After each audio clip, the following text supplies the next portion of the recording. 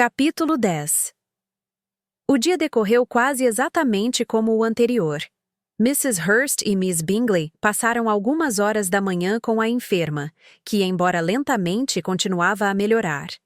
E à noite, Elizabeth veio reunir-se ao grupo na sala de estar.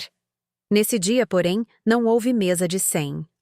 Mr. Darcy estava escrevendo, e Miss Bingley, sentada a seu lado, observava os progressos da carta que ele escrevia, desviando continuamente a sua atenção com as observações que transmitia para a irmã.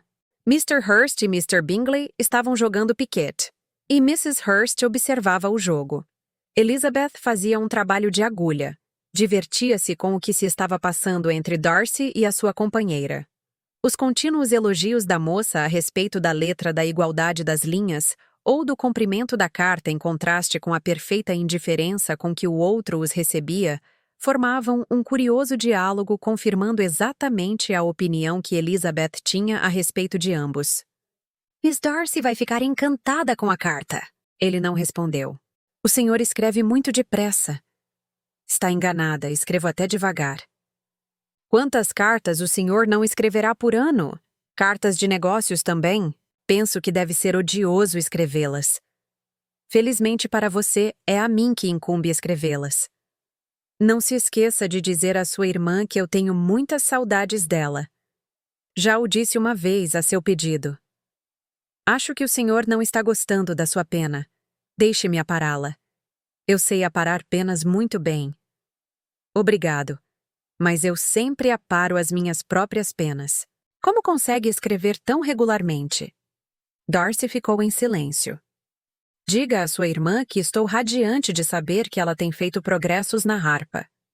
Escreva-lhe também que fiquei encantada com o lindíssimo desenho que fez para uma mesa, e que o acho infinitamente superior ao de Miss Grantley.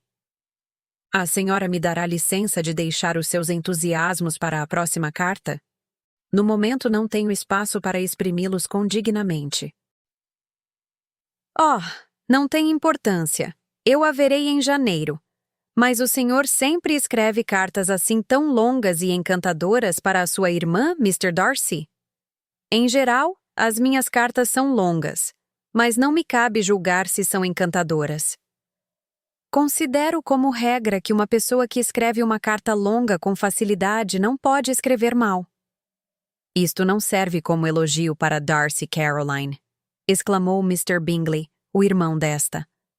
Pois ele não escreve com facilidade. Esforça-se demais para encontrar 4 sílabas, não é verdade, Darcy? O meu estilo é diferente do seu. Oh! Gritou Miss Bingley. Charles escreve da maneira mais descuidada. Escreve as coisas pela metade e depois risca o resto. As ideias me ocorrem tão rapidamente que não tenho tempo de exprimi-las.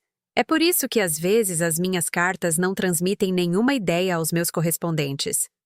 Sua humildade, Mr. Bingley, disse Elizabeth, deve desarmar toda censura. Nada é mais enganoso do que a aparência da humildade, disse Darcy. Às vezes é apenas pouco caso e outras vezes uma maneira indireta de se gabar. E qual dessas duas explicações você acha que cabe à minha modéstia neste caso? A maneira indireta de se gabar. Na realidade, você se orgulha realmente das suas deficiências no escrever, porque considera que esses defeitos procedem de uma rapidez de pensamento e descuido na execução, coisas que você acha, se não estimáveis, pelo menos altamente interessantes. A capacidade de fazer as coisas rapidamente é sempre muito apreciada pelo possuidor, que frequentemente não repara nas imperfeições da execução. Quando você disse a Mrs. Bennet esta manhã que se algum dia resolvesse deixar Netherfield partiria em 5 minutos, estava fazendo uma espécie de panegírico ou de elogio a si mesmo. E, no entanto, não há nada muito louvável numa precipitação que acarretaria, forçosamente, a necessidade de deixar coisas importantes inacabadas, e não pode trazer nenhuma vantagem real, nem para você próprio, nem para ninguém mais. Isto é demais, respondeu Bingley. Lembrar-se de noite de todas as tolices que eu disse de manhã. No entanto, dou-lhe a minha palavra de que falei sinceramente, e de que ainda neste momento acredito no que disse. Pelo menos, portanto, Eu não me atribuí esse traço de precipitação inútil apenas para me gabar diante das senhoras. Acredito na sua sinceridade, mas não estou absolutamente convencido de que se resolveria a partir com tanta rapidez. Sua conduta estaria tão à mercê do acaso como a de qualquer outro homem. E se no momento, no instante de montar a cavalo, um amigo lhe dissesse: Bingley, é melhor você ficar até a próxima semana. Você aceitaria imediatamente o conselho. E se lhe fizessem outra sugestão, ficaria provavelmente um mês. Com isto apenas prova que Mr. Bingley não fez justiça ao seu próprio caráter. O senhor o pintou com muito mais exatidão do que ele próprio. Sinto-me extremamente grato, disse Bingley, pela sua maneira de converter o que o meu amigo disse num elogio à doçura do meu gênio. Mas creio que está atribuindo àquele senhor uma intenção que ele não tinha, pois ele de certo pensaria que em tais circunstâncias eu deveria recusar certamente a sugestão e partir imediatamente, como tinha resolvido. Consideraria Mr. Darcy a precipitação da sua decisão original compensada pela sua obstinação em aderir a ela? Dou-lhe a minha palavra de que não posso explicar exatamente o que ele quis dizer. Darcy deve falar por si mesmo. A senhora está querendo que eu justifique uma opinião que resolveu me atribuir, e a qual não subscrevo. Aceitando, porém, o caso tal como a senhora o coloca, é preciso não se esquecer, Miss Bennet, de que o suposto amigo que desejou que Bingley ficasse em casa e adiasse os seus planos, contentou-se em exprimir o seu desejo sem oferecer nenhum argumento que justificasse o pedido. Ceder facilmente, prontamente, à persuasão de um amigo não é, então, um mérito aos seus olhos. Ceder sem convicção não depõe a favor do bom senso de nenhuma dessas pessoas. Mr. Darcy, o senhor não me parece conceder nenhuma importância à influência da amizade e da afeição. A consideração por um amigo faz com que a gente ceda prontamente a um pedido, mesmo que esse amigo não ofereça argumentos em apoio do que pede. Não estou considerando particularmente o caso em discussão. Devemos esperar, talvez, até que ele ocorra, para discutir o acerto do seu procedimento. Mas, em geral, nos casos comuns entre amigos, quando um deles é solicitado pelo outro a alterar uma decisão de pouca monta, pensa o senhor que a pessoa que cedeu, sem exigir outros argumentos, procedeu realmente mal? Não será preferível, antes de continuar no assunto, que determinemos com mais precisão o grau de importância real do pedido, bem como o grau de intimidade existente entre as partes? Ah, sem dúvida! Exclamou Bingley. Vamos particularizar. E não esqueçamos a estatura comparativa dos amigos, pois isto tem mais importância do que Miss Bennet supõe. Asseguro-lhe que, se Darcy não fosse tão alto em relação à minha pessoa, eu não o trataria com tanta deferência. Declaro que não conheço nada mais temível do que Darcy em certas ocasiões e em determinados lugares. Especialmente na sua própria casa e numa noite de domingo, quando ele não tem nada a fazer. Mr. Darcy sorriu. Mas Elizabeth acreditou perceber que ele tinha ficado ofendido, e por isto conteve a risada. Miss Bingley, ressentida com o ridículo que o outro sofrerá, censurou violentamente o irmão pelas tolices que dissera. Eu compreendo a sua intenção, Bingley, disse o amigo. Você detesta discussões e quer acabar com esta. Talvez. As discussões se assemelham às disputas. Se você e Miss Bennet quiserem adiar a sua até que eu saia da sala, ficarei muito agradecido. Depois poderão falar o que quiserem a meu respeito. Oh, o que o senhor pede? Disse Elizabeth. Não é um sacrifício da minha parte, e quanto a Mr. Darcy, acho que ele precisa acabar a sua carta.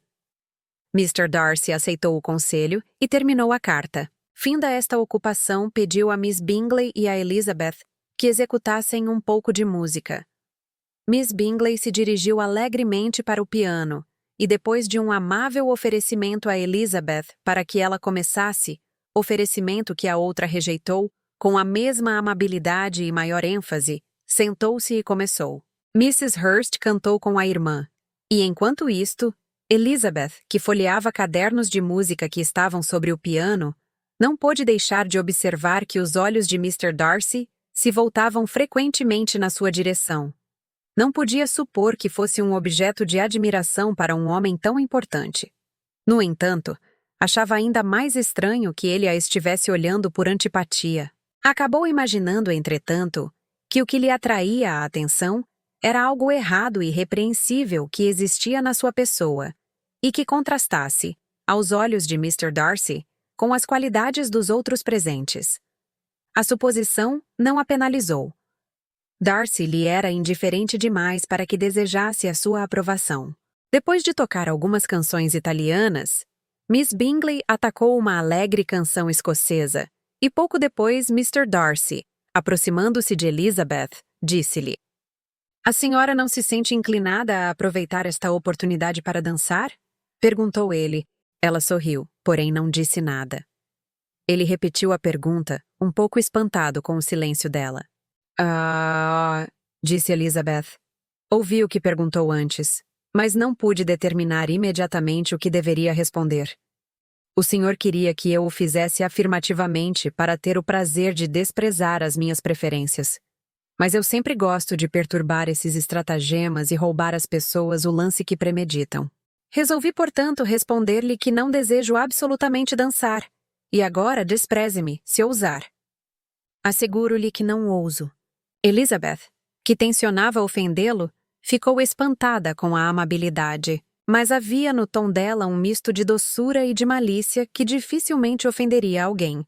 E Darcy nunca se sentira tão fascinado por uma mulher como estava por aquela. Acreditava realmente que, não fosse a inferioridade das relações de Elizabeth, ele se encontraria realmente em perigo. Miss Bingley viu, ou suspeitou o bastante para se enciumar, e a sua grande ansiedade pelo restabelecimento da querida amiga Jane crescia com o desejo de se ver livre de Elizabeth.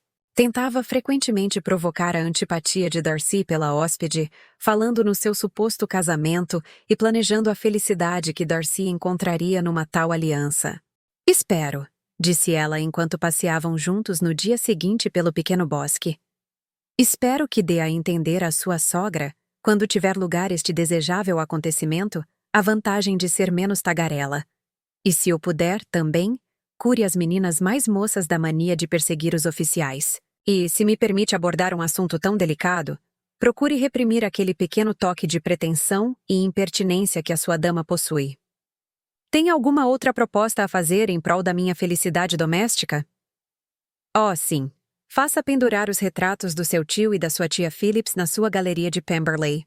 Ponha-os ao lado do seu tio-avô, o juiz. São da mesma profissão, se bem que trabalhem em ramos diferentes.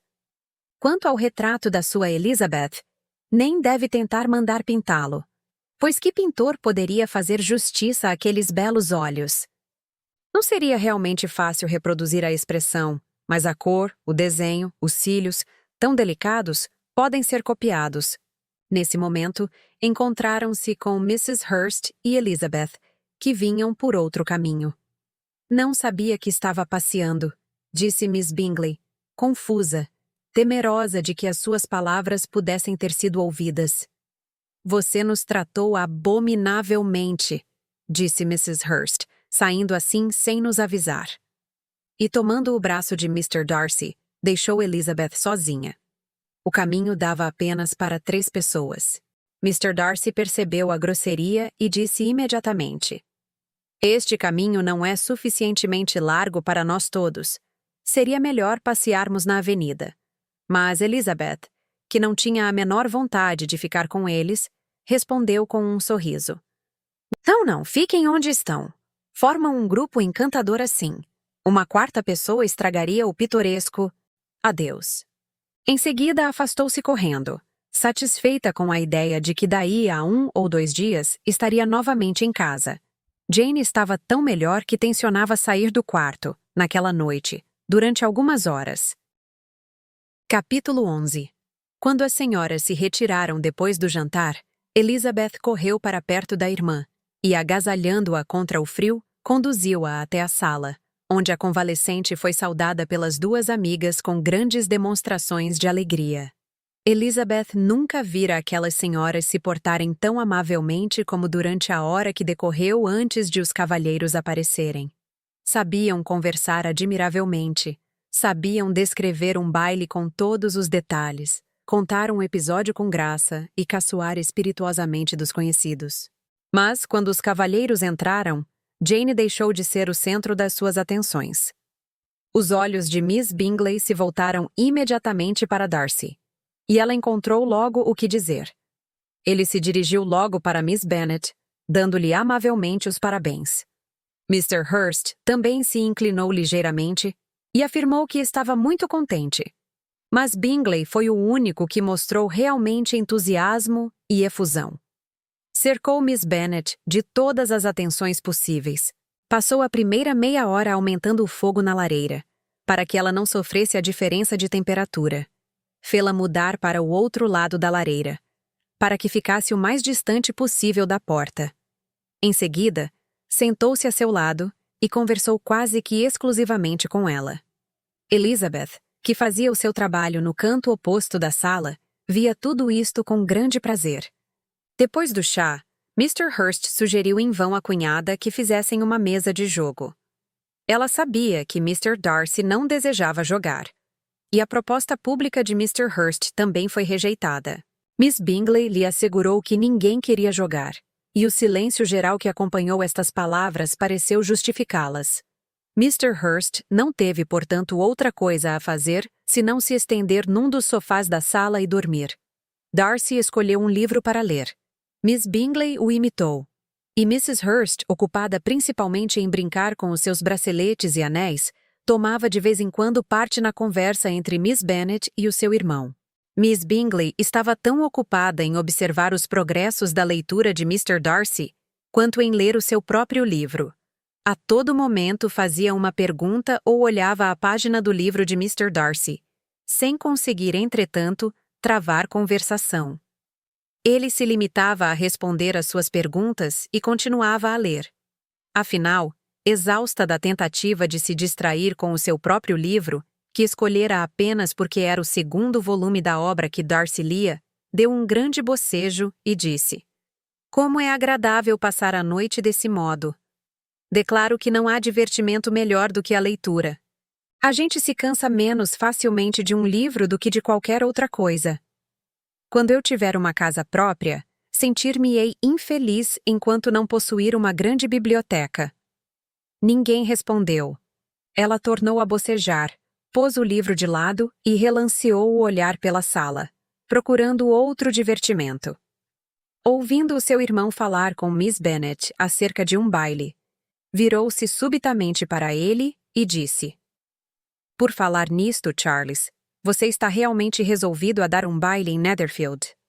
Aconselho-o, antes de tomar qualquer decisão, a consultar os desejos dos presentes. Ficaria muito surpreendida se não existisse uma pessoa aqui presente para quem um baile fosse antes um castigo do que um prazer." "Se você se refere a Darcy", exclamou Bingley, "ele pode ir para a cama, se quiser, antes de o baile começar. Mas quanto ao baile, é uma coisa decidida. E assim que Nicholls tiver feito os seus preparativos culinários, enviarei os meus convites. A meu ver, os bailes seriam infinitamente mais divertidos se fossem organizados de uma maneira diferente.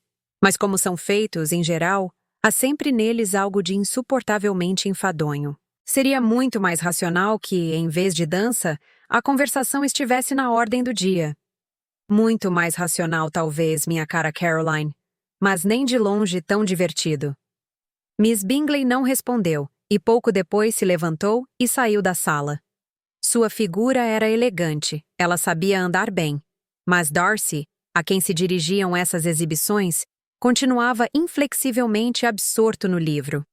Desesperada, ela resolveu tentar um último esforço, e virando-se para Elizabeth disse: "Miss Eliza Bennet, deixe-me persuadi-la a seguir o meu exemplo.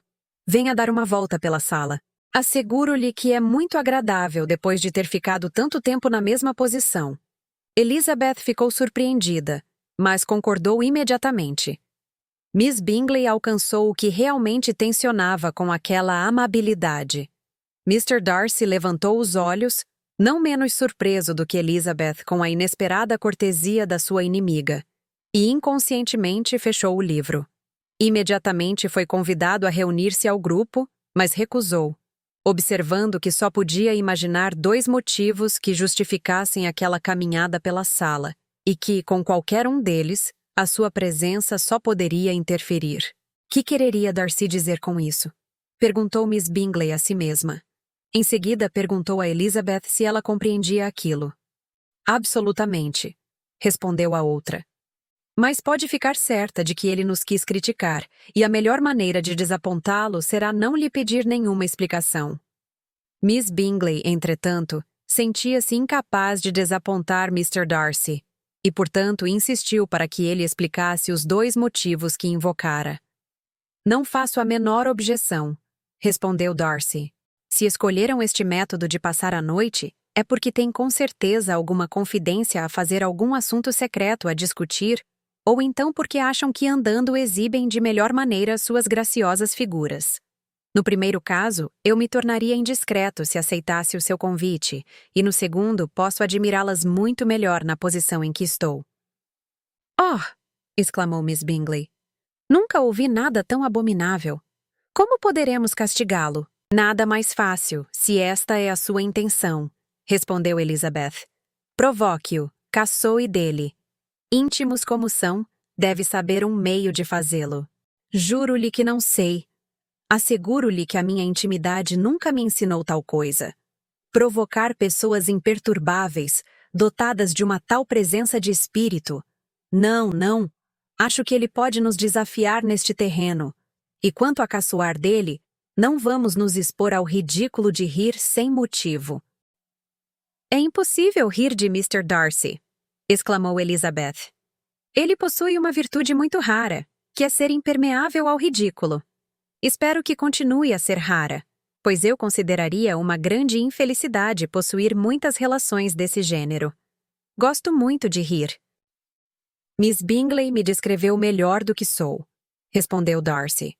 O melhor e o mais sábio dos homens, e mesmo a mais sábia e a melhor das ações, pode ser ridicularizada por quem faz da ironia o seu único fim na vida. Existem certamente pessoas assim, replicou Elizabeth. Mas espero que eu não seja uma delas.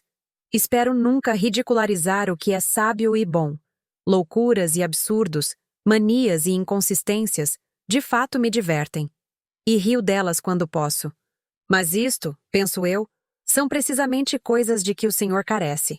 Talvez seja impossível para qualquer um, mas sempre me esforcei por evitar estas fraquezas, capazes de expor ao ridículo uma grande inteligência.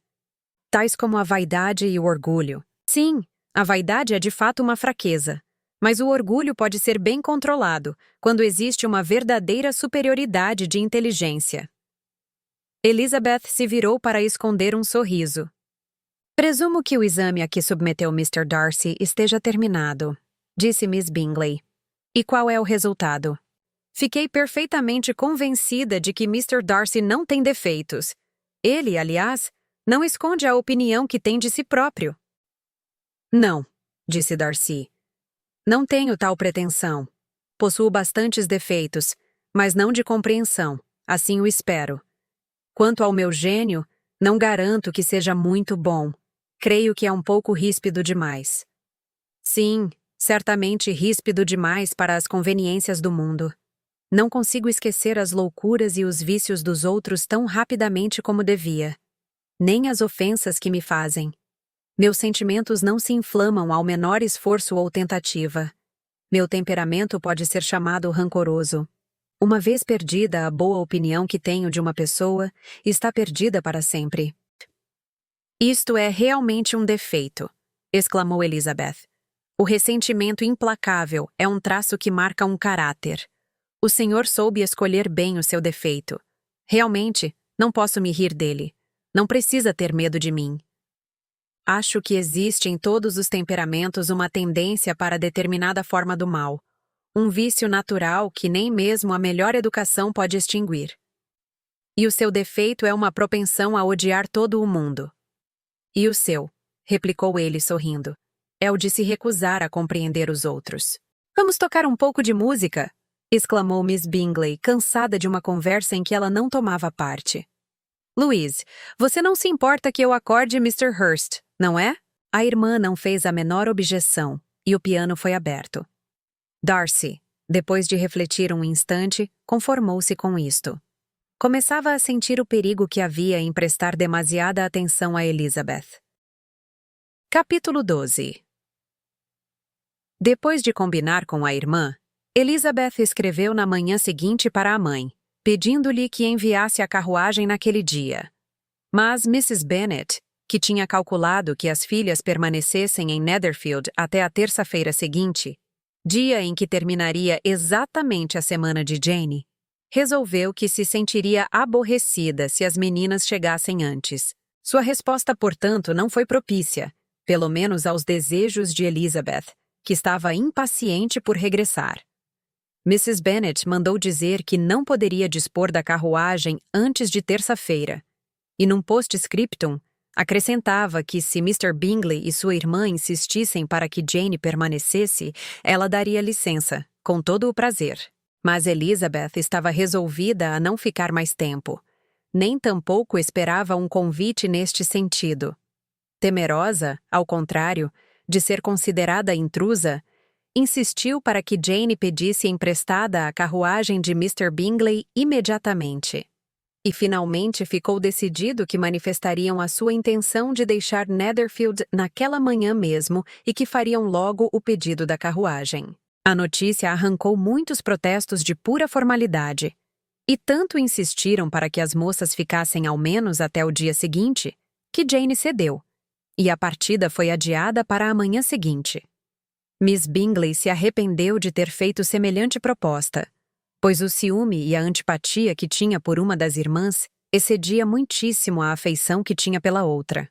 O dono da casa sentiu sinceramente que elas tivessem de partir tão cedo e procurou repetidamente persuadir Miss Bennet de que a partida não era prudente, que ela não estava ainda restabelecida. Mas Jane era firme quando sabia qual era o seu dever. Mr. Darcy ficou satisfeito. Elizabeth já se demorara bastante em Netherfield. Ela o atraía mais do que ele desejava. E Miss Bingley mostrava-se pouco gentil para com ela, e mais provocante para com ele do que de costume. Resolveu ajuizadamente mostrar-se mais cuidadoso e esconder os seus sentimentos. Não queria dar nenhuma esperança a Elizabeth, e sabia que a sua atitude durante o último dia teria uma importância decisiva neste sentido.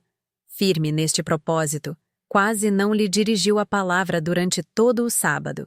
E embora ficassem sozinhos durante meia hora, não despregou os olhos do livro e nenhuma só vez olhou para Elizabeth. Domingo, depois do serviço da manhã, teve lugar a separação. Muito agradável para quase todos. A amabilidade de Miss Bingley para com Elizabeth cresceu de súbito rapidamente, bem como a sua afeição por Jane. E na hora da despedida, depois de assegurar a esta última o prazer que sempre teria em tomar a vê-la em Longbourn ou em Netherfield, beijando-a em seguida afetuosamente, dignou-se até a apertar a mão da primeira. Elizabeth se despediu alegremente de todos. Em casa, não foram recebidas muito cordialmente pela mãe. Mrs. Bennet ficou surpresa com o regresso. Achou que elas faziam muito mal em lhe dar tanto trabalho e afirmou que Jane se tinha resfriado novamente. Mas o pai, embora muito lacônico nas suas expressões, ficou realmente contente ao vê-las. Sentira a importância que elas tinham no círculo da família. As palestras da noite, quando todos estavam reunidos, tinham perdido grande parte da animação e quase todo o sentido, com a ausência de Jane e de Elizabeth. Encontraram Mary, como sempre, profundamente absorta no estudo do contraponto e da natureza humana. Tiveram que admirar novas citações e ouvir novas observações de moralidade convencional. Muito tinha sido feito e dito no regimento desde a quarta-feira precedente. Vários oficiais tinham jantado com seu tio, um soldado tinha sido fustigado e correra o boato de que o coronel Forster ia se casar.